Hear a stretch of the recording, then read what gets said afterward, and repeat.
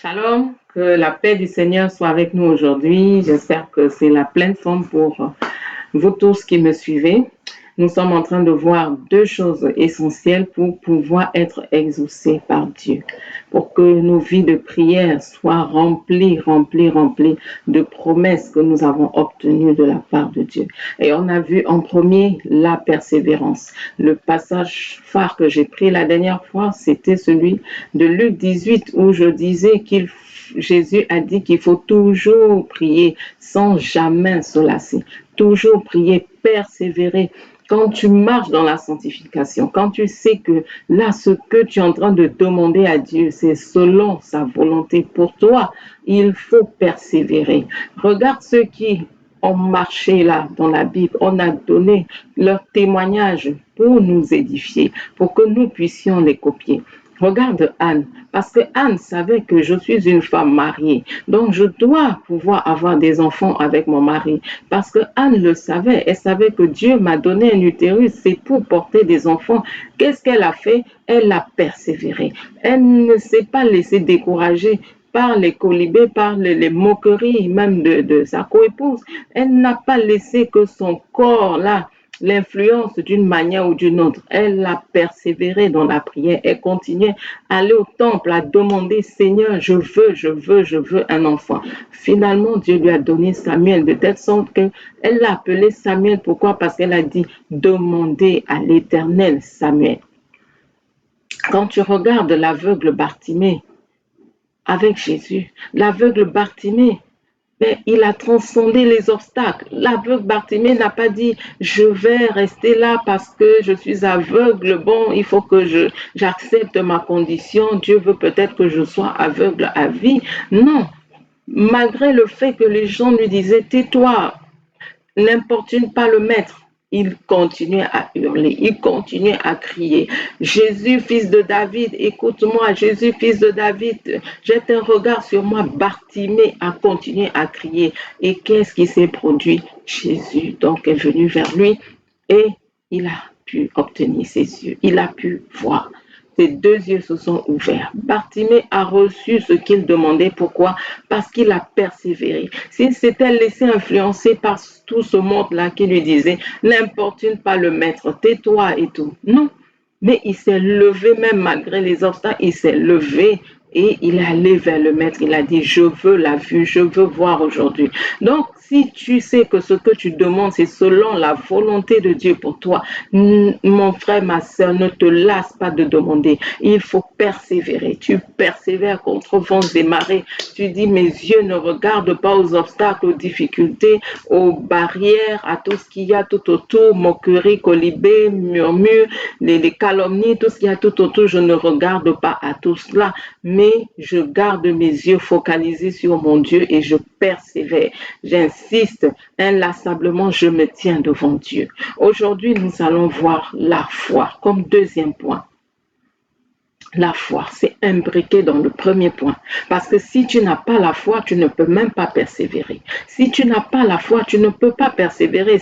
La foi, c'est quoi? Croire à la promesse de Dieu. C'est la foi qui fait en sorte que tu persévères. Tu crois que, oui, parce que Dieu me l'a dit, parce que c'est une promesse de Dieu pour moi. Il veut que je me marie, il veut que j'ai un enfant, il veut que j'ai un ministère prospère, il veut que moi-même je prospère, il veut que je sois dans la joie. N'oubliez pas que Dieu nous a dit dans sa parole, demandez et on vous donnera afin que votre joie soit complète. Veux-tu que ta joie soit complète? Donc ne te lasse pas de demander. Veux-tu que ta joie soit complète? Faut donc manifester la foi. Faut manifester la foi en disant je crois que Dieu peut le faire, je crois qu'il est la solution à mon problème, je crois que lui seul peut débloquer ma situation, je crois que lui seul peut me sortir de là où je suis pour m'amener dans une autre dimension, je crois que lui seul peut intervenir afin de me sortir de là. Ouvre ta Bible avec moi dans le livre de Jacques, Jacques chapitre 1, qu'est-ce qu'il est écrit? Qu'est-ce qui est écrit? À partir du verset 6. Si quelqu'un donc demande quelque chose, donc il faut qu'il demande avec foi, sans douter. Car celui qui doute est semblable au flot de la mer, que le vent agite et soulève. Qu'un tel homme ne pense pas qu'il recevra quelque chose du Seigneur. C'est un homme irrésolu, inconstant dans toutes ses voies. Irrésolu, inconstant dans toutes ses voies. Dieu ne veut pas qu'on soit irrésolu. Dieu ne veut pas qu'on soit inconstant dans nos voies. Qu'on tangue, qu'on dise aujourd'hui, bon, je crois en Dieu, je pense que Dieu peut le faire demain. Bon, est-ce que Dieu veut même me sortir de là? Bon, c'est mieux que j'arrête, j'ai déjà trop demandé. Non. On dit, si tu demandes, c'est cette phrase-là qui nous importe aujourd'hui, qu'on demande sans douter. Qu'on demande sans douter. Qu'il demande avec foi, sans douter. Qu'est-ce que tu demandes à Dieu? Qu'est-ce que tu veux que Dieu fasse dans ta vie? De la même façon que Jésus a posé la question à l'aveugle Bartimée, que veux-tu que je fasse pour toi? Dieu te pose la question aujourd'hui. Que veux-tu que Dieu fasse pour toi aujourd'hui? Demande avec foi, sans douter. Ne doute pas. Ne doute pas que Dieu est celui qui peut te sortir de la stérilité. Ne doute pas que Dieu est celui qui peut te sortir de la pauvreté. Ne doute pas que Dieu est celui-là qui va te donner l'intelligence pour réussir dans tes études. Ne doute pas que c'est Dieu qui va venir te donner la percée dans ton ministère, dans ton travail, dans tes entreprises. Ne doute pas. Ne doute pas. La foi est importante pour pouvoir obtenir les promesses, pour pouvoir être exaucé. La foi est importante. Qu'est-ce qui a coulé Pierre? Quand Pierre s'est tenu dans la barque, a dit à Jésus, ordonne que moi aussi je te rejoigne, parce que Jésus était en train de marcher sur l'eau. On lit ça dans Matthieu chapitre 14. Qu'est-ce qui s'est produit? Pierre, Jésus lui a dit, viens. Mais ensuite, Pierre a commencé à marcher, mais après, qu'est-ce qui s'est produit? Il a commencé à douter. Il a commencé à douter. Et qu'est-ce qui s'est passé? Pierre a commencé donc à s'enfoncer. À s'enfoncer. Qu'est-ce qu'il nous est dit au verset 31? Quand Pierre a commencé à s'enfoncer, aussitôt Jésus, étendit la main, le saisit et lui dit, homme de peu de foi, pourquoi as-tu douté? Homme de peu de foi, pourquoi as-tu douté? Dieu ne veut pas que tu demandes et ensuite que tu doutes. Tu ne peux pas marcher dans les miracles. Tu ne peux pas marcher en obtenant les promesses de Dieu si tu doutes. Si tu te poses des questions, si tu commences déjà à réfléchir là, bon, ce qui est en train d'arriver là, est-ce que c'est même vrai? Est-ce que Pierre a pourtant commencé à marcher sur l'eau. Quel est l'être humain qui peut humainement marcher sur l'eau? N'oublions pas que c'était en pleine mer. Quel est l'homme qui peut marcher sur l'eau? Mais il a commencé à marcher, mais après, le doute est entré. Le doute s'est installé. Et Pierre a commencé donc à sombrer. Qu'est-ce que tu es en train de demander à Dieu? Ne permets pas au doute de venir. Est-ce que c'est une maladie incurable qui est là dans ton corps? Ne commence pas à douter en disant cette maladie est là, oh, est-ce que je vais même survivre à cette maladie? Est-ce que je vais même tenir? Est-ce que vraiment? Ce n'est pas le genre de questions qu'il faut poser quand on veut avoir la foi. Quand tu veux avoir la foi, c'est quoi? La ferme assurance des choses qu'on espère, la démonstration de celles qu'on ne voit pas. Je ne vois pas la guérison, mais je témoigne déjà que je suis guéri. Je ne commence pas à dire, est-ce que même? Ne doute pas. Ce que tu es en train de demander à Dieu, ne doute pas. Est-ce que je veux même me marier un jour? Est-ce que je veux même avoir des enfants un jour? Est-ce que je veux même prospérer un jour? Est-ce que je veux même avoir mon ministère un jour? Est-ce que je vais pouvoir voyager? Est-ce que je vais pouvoir avoir mon visa? Ne doute pas. Avec foi, tu dis oui, je vais l'avoir. Je me marierai contre vents et marées. Je vais avoir mon enfant, quel que soit ce que mon corps est en train de me dire. Quel que soit l'âge, je me marierai. Quel que soit l'âge, je vais avoir mon enfant parce que Dieu a dit que je vais avoir mon enfant. Quel que soit l'âge, je vais prospérer. Je vais avoir ma société ou mon entreprise. Je vais avoir mes diplômes. Je vais voyager. Je vais avoir la promesse que Dieu a pour moi. Dieu n'est pas un papa qui fait souffrir ses enfants. Arrêtons de penser que Dieu est là pour nous faire souffrir. Arrêtons de penser que Dieu est là pour nous voir misérables. Est-ce que toi qui m'écoutes, tu peux avoir un enfant et vouloir qu'il soit misérable? Tu peux avoir un enfant et vouloir qu'il n'ait rien, qu'il souffre sur terre, qu'il soit toujours là en train de transporter des maladies, des problèmes, toujours là en train de pleurer. Est-ce que toi, tu peux l'admettre? À plus forte raison, notre Dieu, notre Père, qui dit qu'il ne nous donne pas comme les hommes donnent. Il ne nous donne pas comme les hommes donnent, il nous donne toujours plus. Ouvre ta Bible, on va voir un homme qui s'est présenté devant Jésus dans Matthieu 17. Il est venu avec son enfant. L'enfant était lunatique, malade. Il vient. Il a besoin que Jésus intervienne et qu'il guérisse son enfant. Il est d'abord venu voir les disciples qui n'avaient pas pu, malgré leur prière, ils n'ont pas pu régler le problème de l'enfant. Mais quand il est venu devant Jésus, Jésus était exaspéré. Vous savez ce qui l'a exaspéré? Le fait que les disciples n'avaient pas la foi. Le fait que les disciples manquaient de foi et n'ont pas pu régler le problème du petit. Le fait que le papa même du petit manquait de foi, n'avait pas la foi. Qu'est-ce que Jésus dit? C'est au verset déjà 17. Qu'est-ce que Jésus dit? Race incrédule et perverse. Jusqu'à quand serai-je avec vous? Jusqu'à quand vous supporterai-je? Amenez-le-moi ici, parlant du petit. Jésus dit, race incrédule, l'incrédulité c'est quoi? C'est le manque de foi.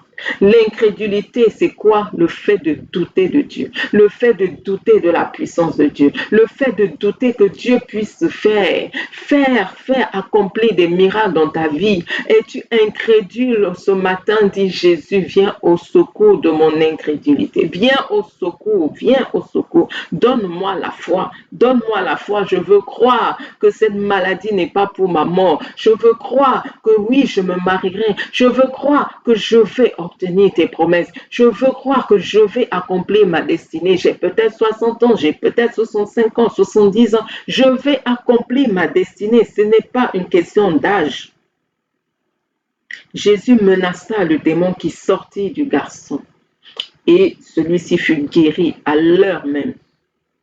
Alors les disciples s'approchèrent de Jésus et lui dirent en privé, « Pourquoi n'avons-nous pas pu chasser le démon ?» Jésus, c'est à cause de votre petite foi, leur dit Jésus. C'est à cause de votre petite foi. C'est à cause de votre petite foi. Élève ta foi ce matin. Il ne faut pas avoir une petite foi quand tu veux voir le miracle de Dieu. Quand tu veux être exaucé par Dieu, il ne faut pas avoir une petite foi. Je peux vous dire une chose. Le manque de foi fait partie des choses que Dieu insupporte. Fait partie des choses que Dieu ne supporte pas, des choses que Dieu ne veut même pas voir dans nos vies. Dit, c'est à cause de votre petite foi. Ça ne concerne pas que les hommes de ministère. Ça nous concerne tous, enfants de Dieu. Nous devons croire que notre Dieu est ce qu'il est. Nous devons croire que notre Dieu est assis sur le trône et que c'est lui qui a le dernier mot dans nos vies. Nous devons croire que c'est notre Dieu-là qui est au contrôle de toutes choses. Nous devons croire que notre Dieu est celui-là qui dit oui et personne ne peut dire non. Nous devons croire que notre Dieu est celui-là qui a le dernier mot, quel que soit ce qui peut nous arriver, celui-là qui peut nous sortir de la fosse au lion vivant, celui-là qui peut nous sortir de la fournaise ardente vivant, quels que soient les pièges de l'ennemi, quelles que soient les attaques de la sorcellerie ou je ne sais pas des démons ou quoi, nous devons croire que notre Dieu est celui-là qui nous délivre, est celui-là qui nous sort de là. C'est pas parce que Tu vas être attaqué une fois, deux fois, trois fois il faut que tu doutes, qu'il faut que tu commences à dire, est-ce que mon Dieu là, il est même puissant? Est-ce que mon Dieu là, il est même fort? Ne l'oublie jamais. Tout pouvoir a été donné à Jésus dans les cieux, sur la terre, sous la terre. Et le nom de Jésus est au-dessus de tout nom qui peut se nommer dans le siècle présent comme dans le siècle à venir. Si tu te dis, le nom de Jésus est au-dessus de mon problème, le nom de Jésus est au-dessus de ma maladie, le nom de Jésus est au-dessus de ce que je suis en train de vivre de négatif, ta foi là va être boostée et tu vas t'attendre à lui et tu vas te dire, ça prendra le temps que ça prendra, même si je continue à avoir des mauvais rêves, même si je continue à être visité la nuit, même si je continue à avoir des attaques, même si je continue à aller dans les hôpitaux, même si je continue à avoir des échecs dans mes études, même si je continue à voir mes contrats être annulés, je sais que mon Dieu, en son temps, au temps opportun, va me sortir de là. C'est cette foi que Dieu veut que tu aies aujourd'hui. C'est cette foi-là. Jésus a dit aux disciples, c'est à cause de votre petite foi. En vérité, je vous le dis, si vous avez de la foi comme un grain de moutarde, on sait que c'est le plus petit grain qui puisse exister sur terre, vous direz à cette montagne, transporte-toi d'ici là, et elle se transportera. Rien ne vous sera impossible. Note cette phrase. Rien ne te sera impossible si tu as la foi. La foi comme un grain de moutarde, comme un grain de sénévé. Si tu as cette foi-là, la plus petite graine qui puisse exister, si tu as seulement ce petit grain de foi, tu diras à toute montagne, ôte-toi de là, montagne, ôte-toi de ma vie et jette-toi dans la mer, elle se fera. Tu diras, montagne, déplace-toi et ça se fera. Rien ne te sera impossible. Tu deviendras quelqu'un qui déplace les montagnes. Parce que la foi est là pour déplacer les montagnes. Parce que c'est la foi qui déplace les montagnes. Avec la foi, tu peux tout. Avec la foi, tu peux tout. C'est la foi qui déplace les montagnes. Et c'est la foi qui t'éloigne des lamentations. C'est la foi qui va faire en sorte que tu sois là de chez toi, tu ne murmures pas contre Dieu. Que tu ne sois pas là en train de dire toutes sortes de choses négatives à Dieu. C'est la foi qui va faire en sorte que tu crois que oui, Dieu peut le faire.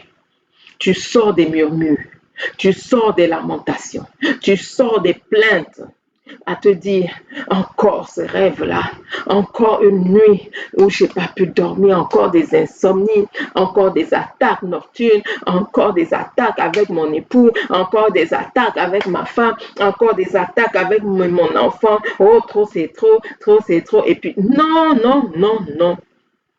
C'est la foi qui va faire en sorte que tu dises, quand tu te lèves le matin, même si j'ai été encore visité cette nuit, mon Dieu est celui qui délivre les captifs, parce que Jésus est apparu afin de détruire les œuvres du diable. En son temps, je sais qu'il va me libérer. En son temps, je sais qu'il va me délivrer, parce qu'il est au-dessus de toutes choses. Toi, là, que tu sois en moi ou sur moi ou hors de moi, là, qui me perturbe, qui me tourmente quand je dors, toi qui me tourmente dans mon sommeil, je sais que là, ce n'est qu'une histoire de secondes, de minutes ou de jours pour toi, pour ta fin, parce que mon Dieu est au-dessus de toi. Mon Dieu t'a déjà vaincu à Golgotha. Parce que mon Dieu t'a vaincu, je sais que ce n'est qu'une histoire de minutes, de jours, pour que tu libères ma vie. Tu diras, toi, pauvreté, tu es une montagne qui n'a rien à faire dans ma vie. Toi, montagne de pauvreté, ôte-toi de ma vie et jette-toi dans la mer. Et cela se fera parce que tu manifestes la foi. Tu ne te lèves pas en disant, ouais, encore ce mois, comment je vais même payer le loyer? Est-ce que mon Dieu me voit même? Est-ce que mon Dieu m'aime même? Est-ce que vraiment il me voit? Il bénit les autres, il ne me bénit pas. Oh, vraiment, oh, vraiment. Non, non, non, non. Mais quand tu te lèves, oui, je sais qu'aujourd'hui, cette minute, je n'ai pas d'argent, mais je sais que mon Dieu s'appelle Jéhovah Jireh. Je sais que mon Dieu est celui-là qui a toutes choses dans sa main. Je sais que toute la richesse de cette terre appartient à mon Dieu. Je sais que mon Dieu m'a dit, Il va ébranler les cieux et la terre. Il va ébranler la mer et la terre ferme. Et il fera venir à moi les richesses des nations. Je sais que mon Dieu est celui qui m'a dit qu'il va prendre les richesses des païens pour me les donner. Je sais que mon Dieu est celui à qui appartiennent toutes les richesses de cette terre. Quel que soit ce qui se passe dans ma vie actuellement, mon Dieu s'appelle Jéhovah Jireh. Et c'est lui qui va pourvoir afin que je puisse payer mon loyer. Quand tu parles comme ça, tu plais à Dieu. La foi plaît à Dieu. La foi plaît à Dieu. Et Dieu va venir donc honorer ta foi. Dieu va honorer ta foi en se disant, celle-là, celui-là s'attend à moi. Celui-là manifeste la foi dont je ne peux qu'agir dans sa vie, dont je ne peux que manifester le miracle afin d'honorer sa foi parce qu'il s'attend à moi, parce qu'elle s'attend à moi. Alléluia. Va lire encore ce qui se dit dans Marc. C'est toujours l'histoire de ce père. Mais ici, c'est on a plus expliqué comment le papa a réagi. Comment le papa a réagi quand il est venu voir Jésus pour lui dire qu'il fallait qu'il guérisse son fils qui était lunatique et malade. Qu'est-ce qu'il nous est dit? C'est Marc chapitre 9. C'est le chapitre 9 que nous dit, à partir, on va lire verset 22. Allons même déjà à 21. Jésus demanda au Père, combien y a-t-il de temps que cela lui arrive? Et le papa répond, depuis son enfance. Et souvent l'esprit l'a jeté dans le feu et dans l'eau. Cet enfant était vraiment tourmenté. Je ne sais pas comment vivaient ses parents, mais c'est incroyable. L'esprit le jetait souvent dans le feu et dans l'eau pour le faire périr. Mais si tu peux, quelque chose vient à notre secours et compassion de nous. Voici les quelques mots qui ont encore énervé Jésus, qui ont exaspéré Jésus. Comment le papa peut s'approcher de Jésus et dire si tu peux. En quelque sorte, il était en train de quoi? Ne pas mettre Jésus à sa place de tout-puissant, à sa place de maître des cieux et de la terre, à sa place de maître des temps et des circonstances. Il dit, si tu peux, et Jésus lui dit donc, si tu peux, 3 points de suspension. Donc, si tu peux, tout est possible à celui qui croit. Tout est possible à celui qui croit. Si tu viens, Jésus lui disait, donc si tu viens à moi avec ton fils malade et lunatique, si tu crois que moi je vais le faire parce que je suis le Tout-Puissant, parce que je suis apparu pour détruire les œuvres du diable, si tu crois que je peux le faire, qu'est-ce qui va se passer? Tout est possible à celui qui croit. Tu verras donc l'accomplissement de ce que tu demandes parce que tu as cru en moi.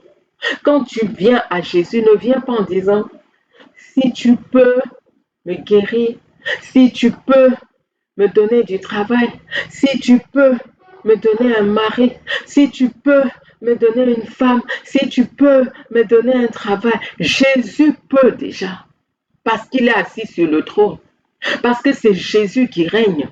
Tu n'as pas à dire si tu peux, ça c'est de l'incrédulité, ça c'est le manque de foi. Quand tu viens à Jésus, dis, je sais que tu le fais, je sais que tu vas le faire. Je sais, Jésus, que tu es capable de tout. Je sais, Jésus, que rien ne t'est impossible. Je sais que rien ne t'est impossible. Je sais, Jésus, qu'un mot de ta part et je suis guéri de cette maladie. Tu viens à lui comme est venue cette femme-là qui avait la perte de sang. Elle n'est pas venue en disant si tu peux. Elle est partie en disant je sais qu'il va le faire. Je sais qu'il va le faire. Je sais qu'il c'est en son pouvoir. Je sais qu'il peut le faire. Je sais qu'il va le faire. Donc je pars. Je pars le toucher parce que je sais que là en le touchant je serai délivrée. Si elle réfléchissait en disant est-ce qu'il peut même, elle ne se serait pas approchée de lui pour le toucher. Elle ne se serait pas approchée de Jésus pour le toucher. Si elle réfléchissait en disant, est-ce que même C'est en son pouvoir. Est-ce qu'il est même capable de le faire? Ça, c'est des choses que Jésus n'aime pas entendre. Jésus ne supporte pas l'incrédulité. Nous devons aller à lui avec foi, comme cette femme. Regardez tous ceux qui se sont approchés de Dieu avec foi dans la parole, dans la Bible. Il n'y a pas un qui est reparti sans sa solution. Il n'y a pas un qui est reparti sans que Dieu n'accomplisse le miracle dans sa vie. Cette femme est partie, elle avait la perte de sang. Mais qu'est-ce qui s'est produit? Jésus, donc, l'a exaucé, a dit ta foi t'a sauvé, ta foi t'a sauvé. Combien de fois Jésus a dit ça dans la Bible? Ta foi va, ta foi t'a sauvé, va, ta foi t'a sauvé. Veux-tu que ta foi te sauve aujourd'hui? Veux-tu qu'à cause de ta foi que Dieu intervienne dans ta situation, que Dieu intervienne dans ta vie, qu'il te montre de grandes choses, qu'il te montre de grandes choses. Ne sois pas satisfait de là où tu es. Mais viens avec foi. Viens avec foi. Là, le Père, aussitôt, quand le Père a dit, oui, je crois, c'est quand le Père a dit, je crois, viens au secours de mon incrédulité, que Jésus a donc menacé.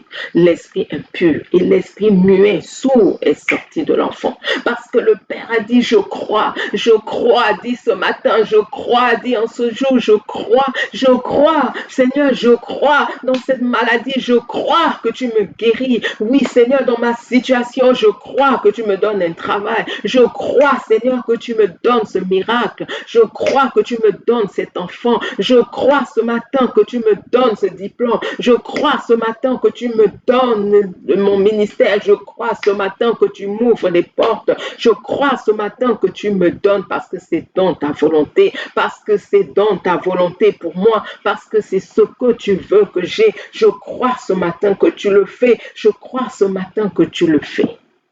Alléluia. Mais assure-toi d'une chose, que tu marches dans la sanctification. Assure-toi d'une chose, qu'il n'y a pas d'obstacle dans ta vie, qu'il n'y a pas de péché conscient qui va faire en sorte que Dieu ne t'exauce pas. Assure-toi de cela.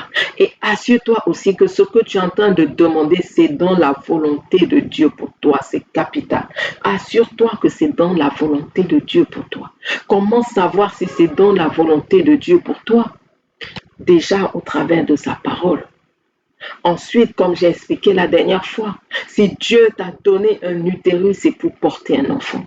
Si Dieu t'a donné des yeux, c'est pour voir. Si Dieu t'a donné des oreilles, c'est pour entendre. Si Dieu t'a donné une bouche, c'est pour que tu parles. Pour que tu parles. Si Dieu te donne des mains, c'est pour que ces mains-là soient actives. Que le fruit, les œuvres de tes mains soient bénies.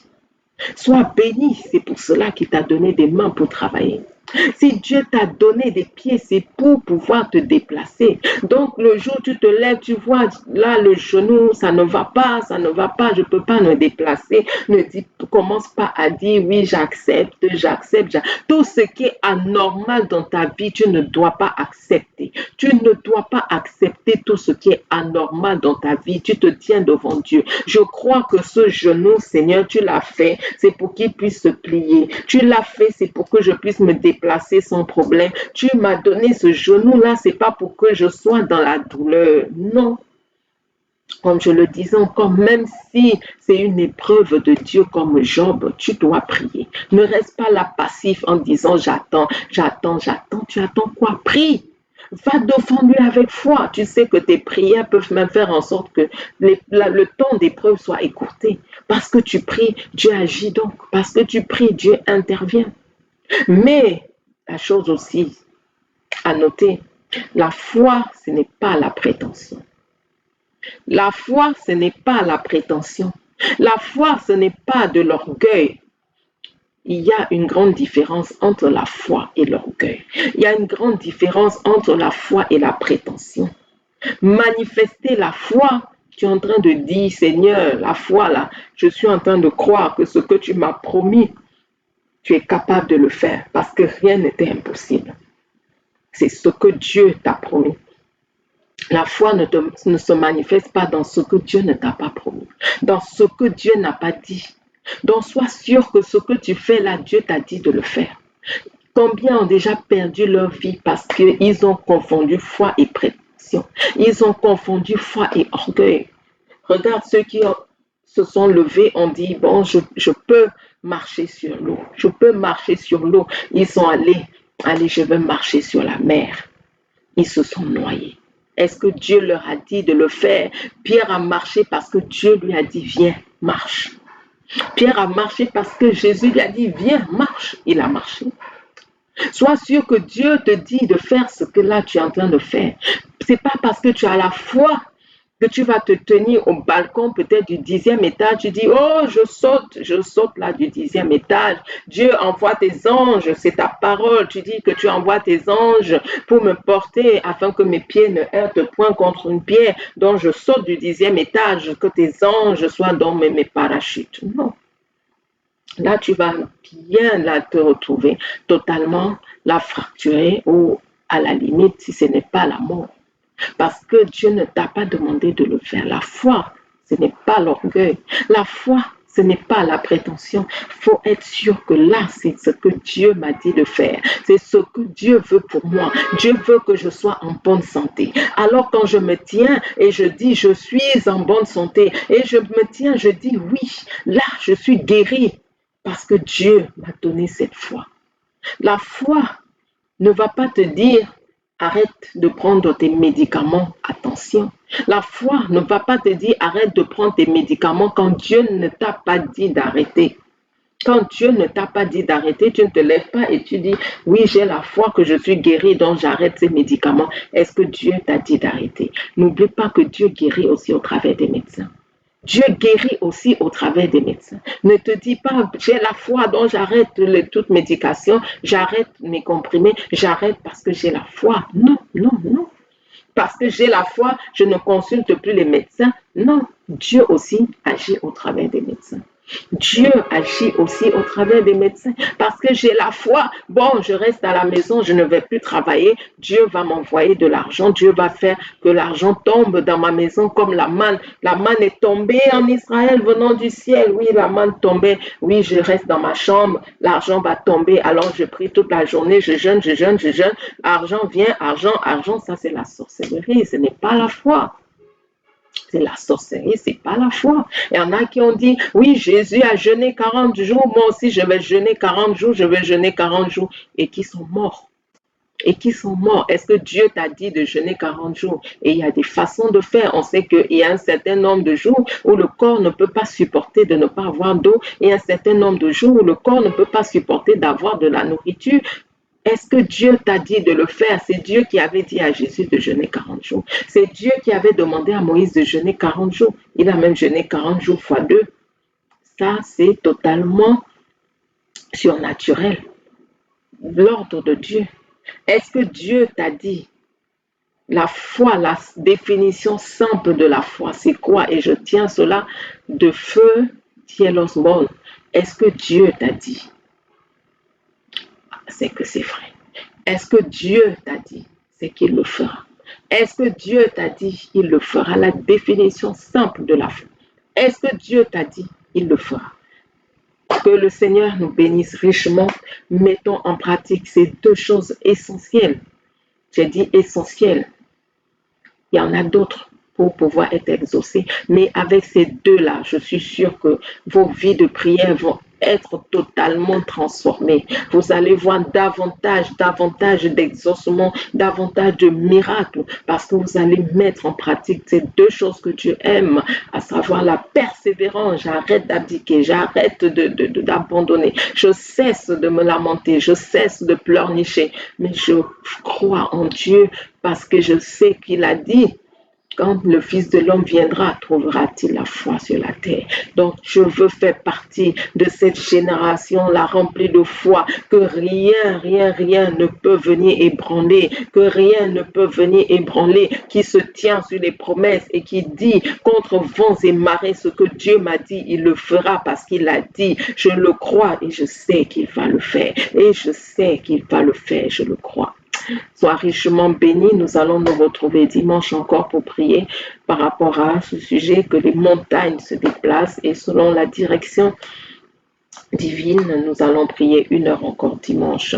Soyez richement bénis, vous qui priez inlassablement pour moi. Continuez à prier, que le Seigneur me fortifie, qu'il me donne davantage d'inspiration pour continuer à vous bénir. Les différents groupes vous attendent, que ce soit le groupe de prière pour avoir un sujet de prière chaque matin, de telle sorte que même si tu es découragé, même si là tu as envie de lâcher prise, même si tu as de mauvaises expériences, au moins tu auras un sujet qui va raviver ta vie de prière et te permettre de prier. Tu as le sujet, le groupe de foi qui va te permettre par WhatsApp d'avoir une parole là le matin qui va galvaniser ta foi. Avant d'avoir les mauvaises nouvelles de la journée, tu as cette parole là qui va te donner la persévérance, la négation. Tu vas te dire, contre vents et marées, j'accomplirai ma destinée. J'accomplirai ma destinée. Que Dieu nous bénisse tous. À une très prochaine vidéo. Shalom.